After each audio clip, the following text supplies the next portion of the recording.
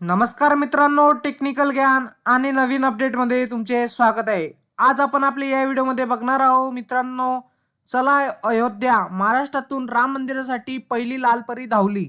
जाणून घ्या अंतर आणि तिकीट काय असणार।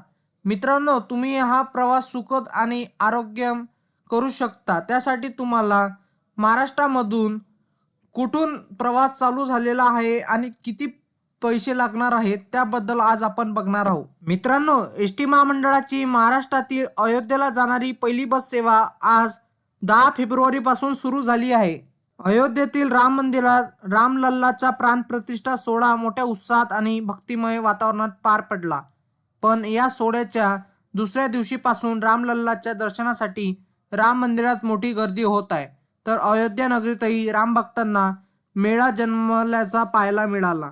या गर्दीच्या पार्श्वभूमीवर उत्तर प्रदेश सरकारने रामभक्तांना दर्शनासाठी फेब्रुवारी महिन्यात येण्याचं आवाहनही केलं होतं। त्यानुसार आता देशाच्या कानाकोपऱ्यातून अयोध्येला भाविक जात आहे। विशेष म्हणजे या भाविकांसाठी विशेष रेल्वे आणि बस सेवाही सुरू होत आहेत। महाराष्ट्र राज्य परिवहन महामंडळाने महाराष्ट्रातून थेट अयोध्येला जाणारी बस सेवा सुरू केली आहे। मित्रांनो, सर्वांना आतुरता असते ती म्हणजे रामलल्लाच्या दर्शनाची।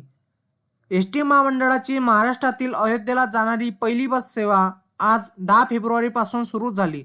विदर्भातील धुळे या जिल्ह्यातून ही बस थेट अयोध्यासाठी रवाना होत आहे।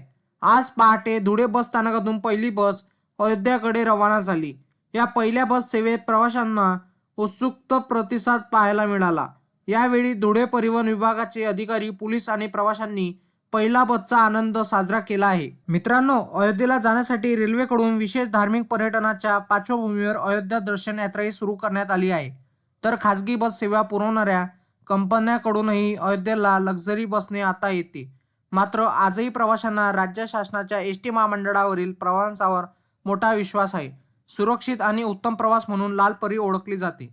म्हणूनच कुठल्या नवीन प्रवासासाठी लाल परी आहे का याची माहिती प्रवाशाकडून घेतली जाते। आता विदर्भ आणि खानदेशातील प्रवाशांना धुळ्यातून थेट अयोध्येला बसने जाता येईल। धुळ्याहून निघालेली ही बस तब्बल 20 तासाचा प्रवास करून 1600 किलोमीटर अंतर कापणार आहे। या बसने अयोध्या प्रवासासाठी 4000 रुपये इतके भाडे प्रवाशांकडून आकारण्यात येत आहे। प्रवाशांना बसमध्ये विशेष सोयी सुविधा पुरवण्यात येत आहे। यासोबतच 2 चालक आणि परिवहन महामंडळाचे 2 अधिकारी देखील या बसमध्ये असणार आहेत। 4 ते 5 दिवसाचा हा अयोध्या दर्शनाचा प्रवास असणार आहे। मित्रांनो, धुळे ते अयोध्या प्रवास कधीपासून चालू झाला आणि किती तिकीट आकारण्यात येणार आहे। धुळ्याहून ही 10 फेब्रुवारीला पहाटे 4 वाजता निघाली असून 12 फेब्रुवारीला दुपारी 2 वाजता अयोध्येत पोहोचेल। त्यानंतर 12 तारखेला अयोध्यातून वाराणसीला जाईल। वाराणसीतील प्रयागराज मुक्कामी बस असणार आहे। दुसऱ्या दिवशी सकाळी प्रयागराजहून धुळ्याकडे बस प्रस्थान करेल, अशी माहिती धुळे परिवहन विभागातर्फे देण्यात आली आहे। धुळ्याहून अयोध्येला जाण्यासाठी 4545 रुपये भाडे आकारण्यात येणार आहे। मित्रांनो, तुम्हाला असेच नवनवीन व्हिडिओ बघण्यासाठी तुम्ही आपल्या चॅनलला लाईक, शेअर अँड सबस्क्राईब करा। धन्यवाद।